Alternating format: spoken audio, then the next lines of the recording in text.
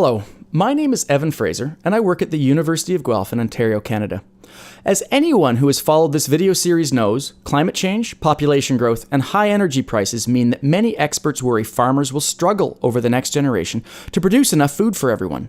This video looks at how better food distribution can help us overcome this problem.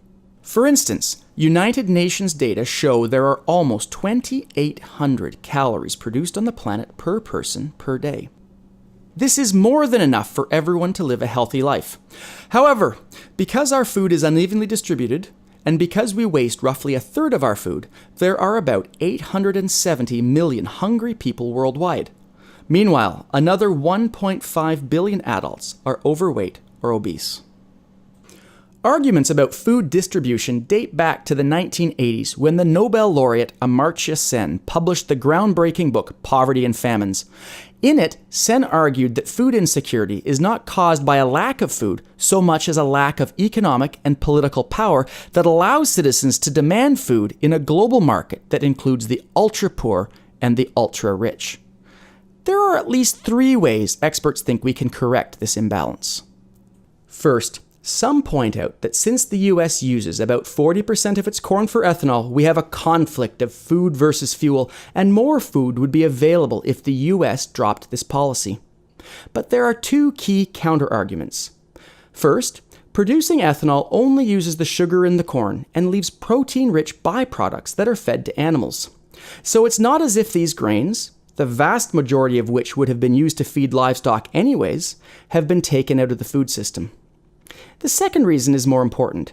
The people on the planet who need food most are too poor and too remote to be able to afford it.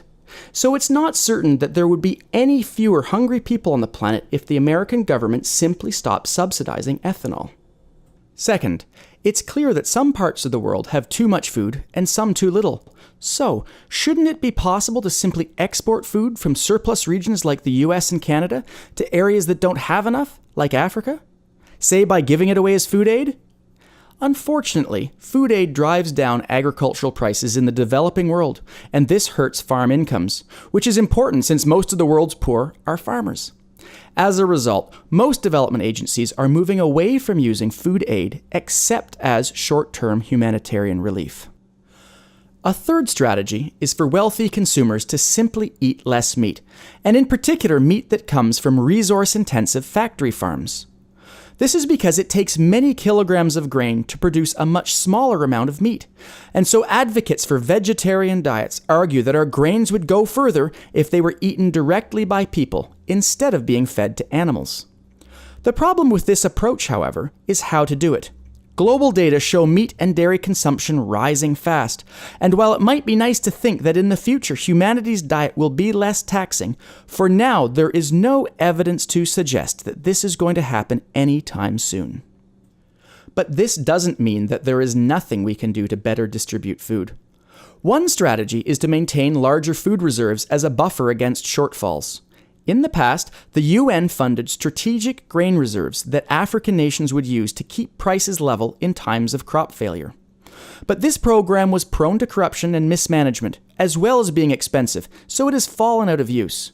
Because of this, global and national food stocks have fallen over the past 10 years to the point where today many worry we are just one bad harvest away from a major humanitarian catastrophe. As a result, calls are growing to establish food reserves that would keep prices level.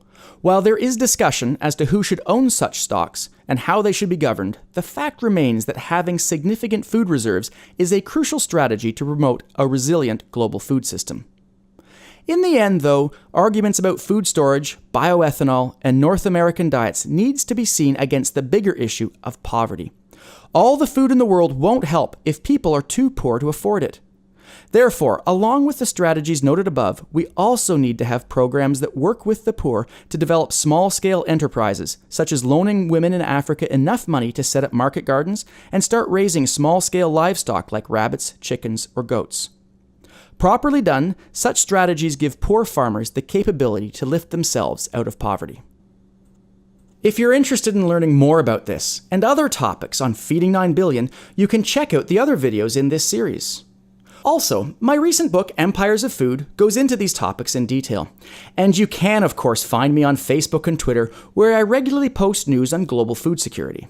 Finally, if there's anything in this video that you want to follow up on, head over to www.feeding9billion.com, where I've posted all the scripts I've used in these videos, along with background references, and opened up an online discussion where you can weigh in with your own thoughts on anything you've just heard.